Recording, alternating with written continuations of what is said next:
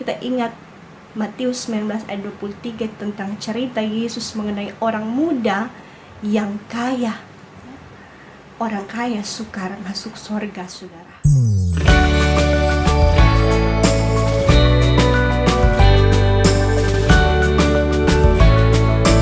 Shalom, damai di hati. Jumpa lagi dengan saya Pendeta Priska Waluko dalam channel Power in the Gospel.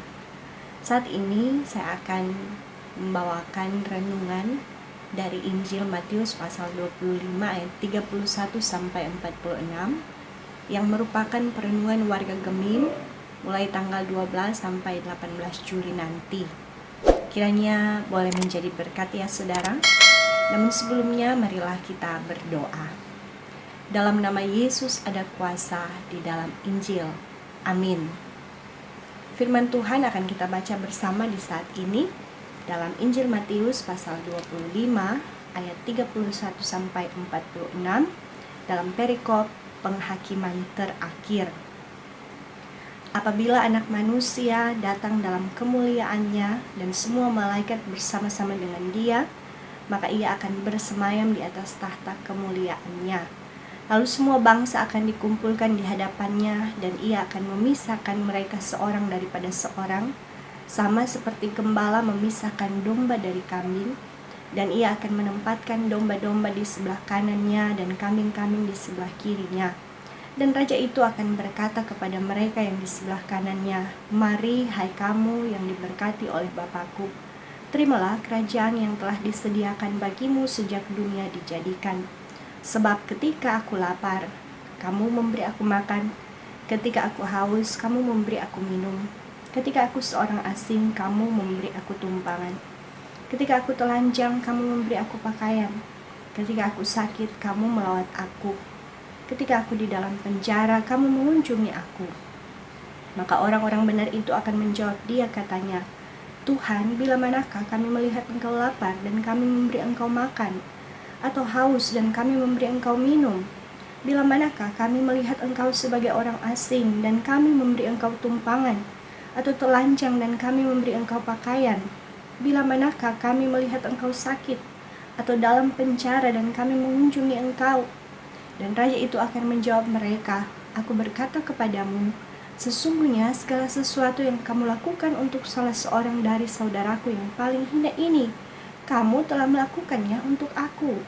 Dan Ia akan berkata juga kepada mereka yang di sebelah kirinya, "Enyahlah dari hadapanku, hai kamu orang-orang terkutuk, enyahlah ke dalam api yang kekal yang telah sedia untuk iblis dan malaikat-malaikatnya. Sebab ketika aku lapar, kamu tidak memberi aku makan. Ketika aku haus, kamu tidak memberi aku minum. Ketika aku seorang asing, kamu tidak memberi aku tumpangan. Ketika aku telanjang, kamu tidak memberi aku pakaian. Ketika aku sakit dan dalam penjara, kamu tidak melawat aku."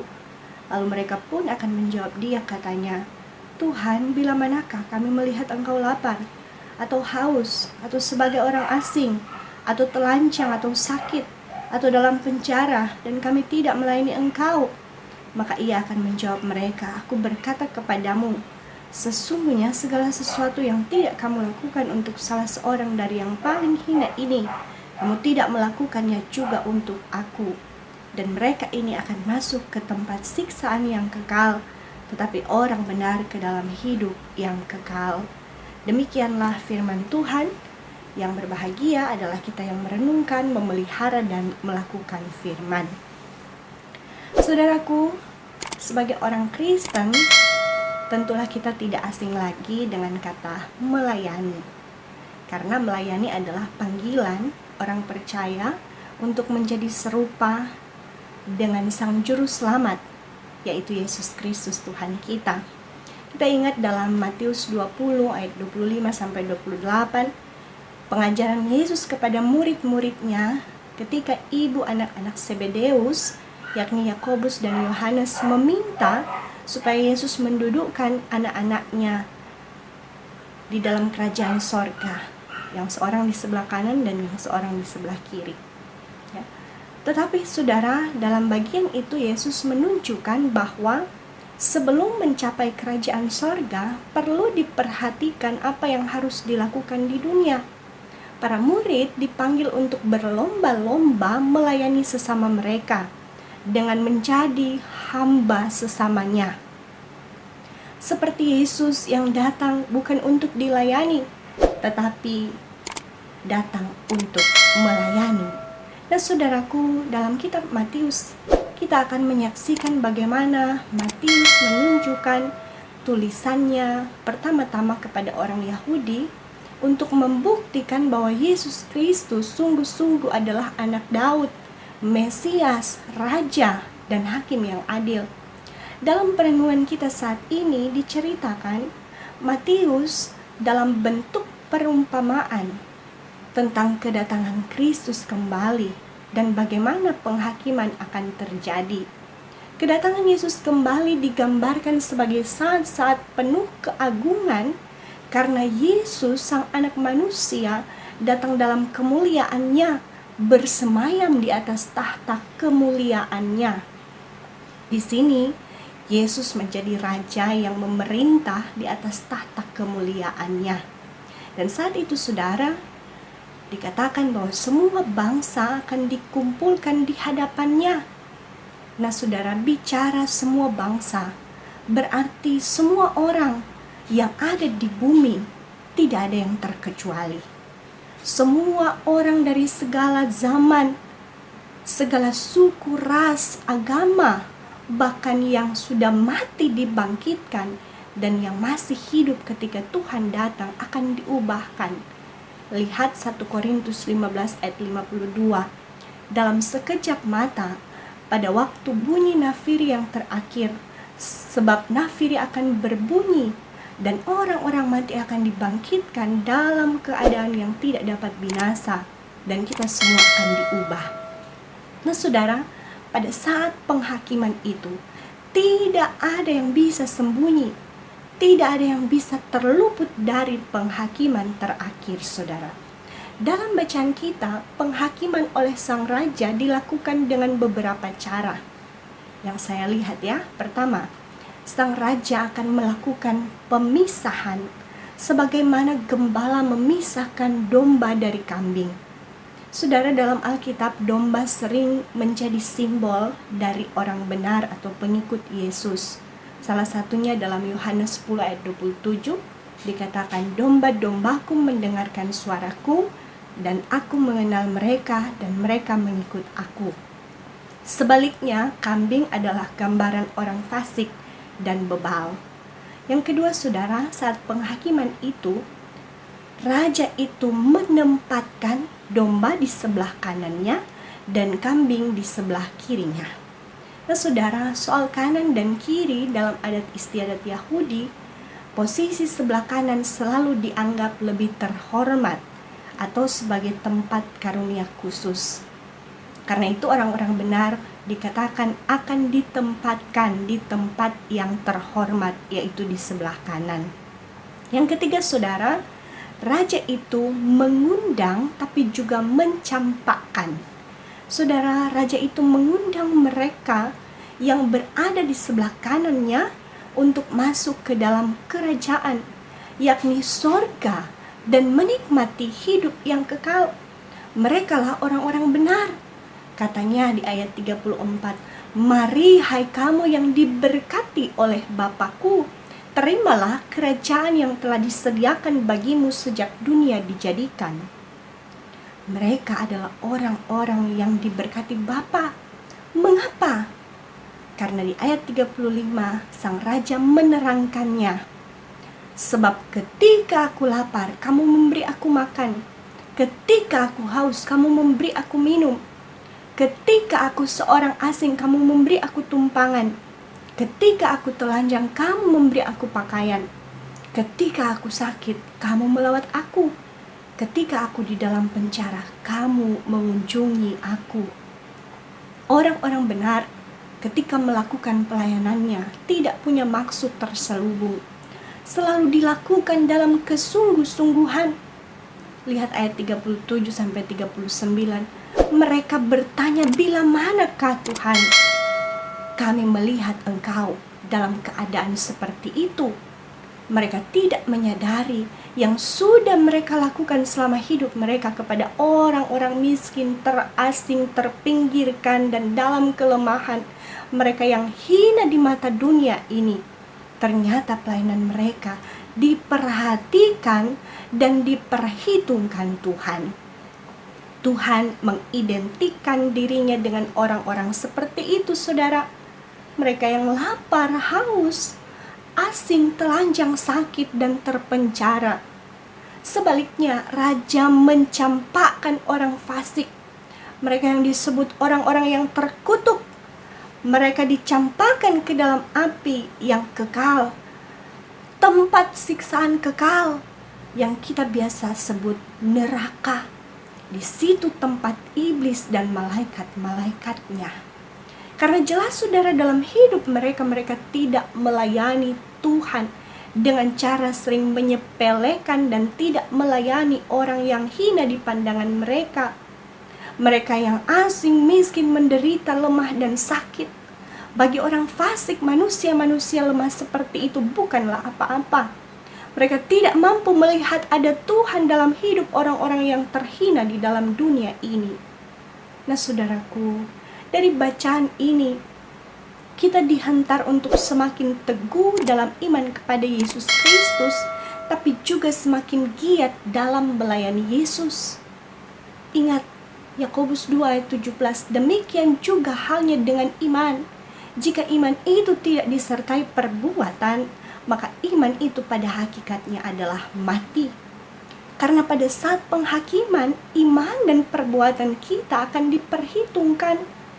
Ingat bahwa penghakiman itu bukanlah sekedar cerita yang menakut-nakuti saja.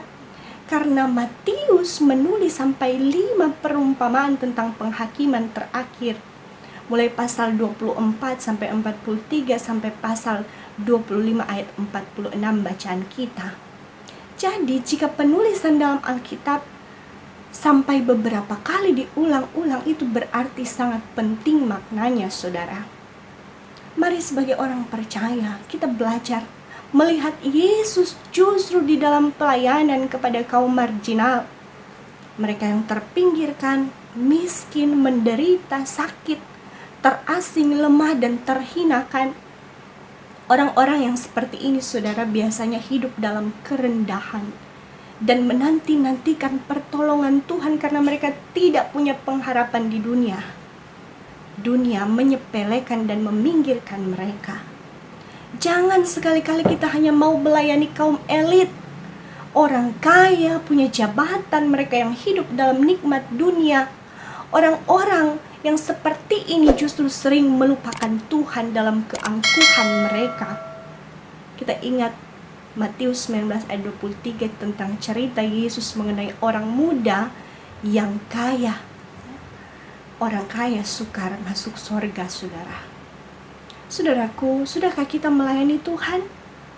Pelayanan bukan terbatas pada berkhotbah dari mimbar ke mimbar, dari gereja ke gereja, apalagi dari hotel ke hotel. Tapi sudahkah kita membangun relasi dengan kaum marginal, saudara?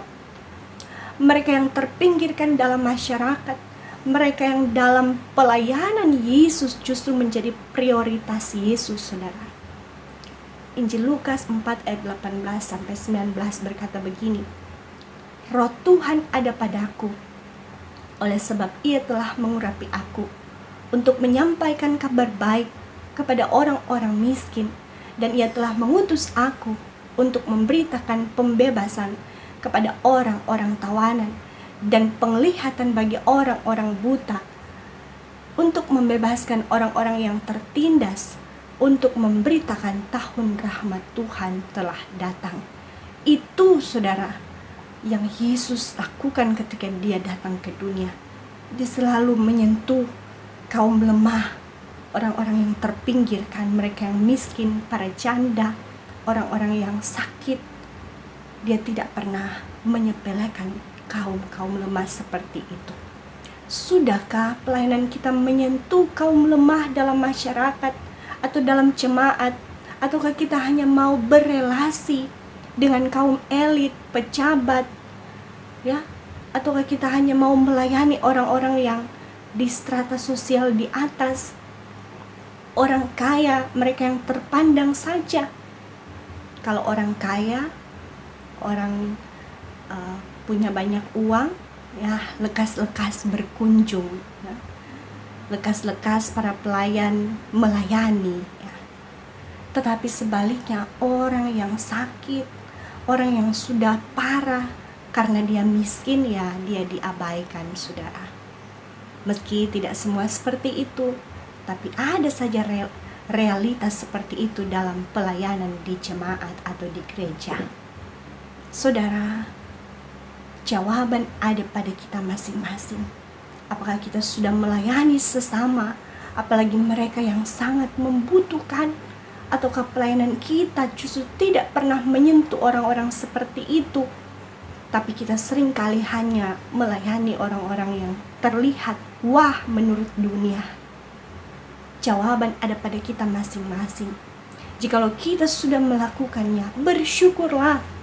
Karena apa yang kita lakukan pasti diperhitungkan Tuhan. Meskipun pelayanan kepada orang-orang lemah, kaum terpinggirkan, mereka yang miskin, mungkin tidak akan memberikan kita bayaran setimpal ataupun kita mendapatkan timbal balik dari pelayanan kita secara materi misalnya, ya. Tetapi saudara, ingatlah, pelayanan yang kita lakukan kepada orang-orang yang lemah dan terbatas seperti itu pasti diperhitungkan dan dihargai Tuhan.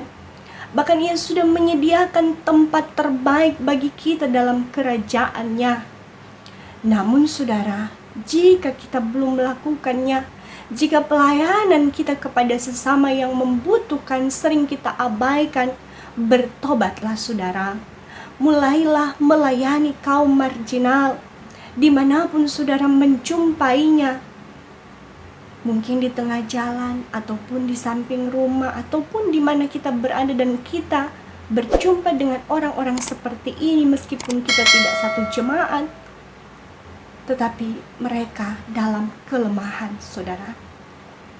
Marilah kita berikan waktu untuk melayani kaum marginal seperti itu. Ingatlah, tidak ada yang kebetulan, saudara. Itu bukan suatu kebetulan, tetapi itu diperkenankan Tuhan supaya kita melayani Tuhan melalui mereka yang terpinggirkan, supaya kita melihat Yesus dalam diri mereka, supaya kasih Kristus teralami dalam hidup mereka melalui saudara. Ya, saudara yang menonton video ini, mari melayani sesama dengan kasih Kristus. Tuhan memberkati kita untuk melakukan firman-Nya. Amin.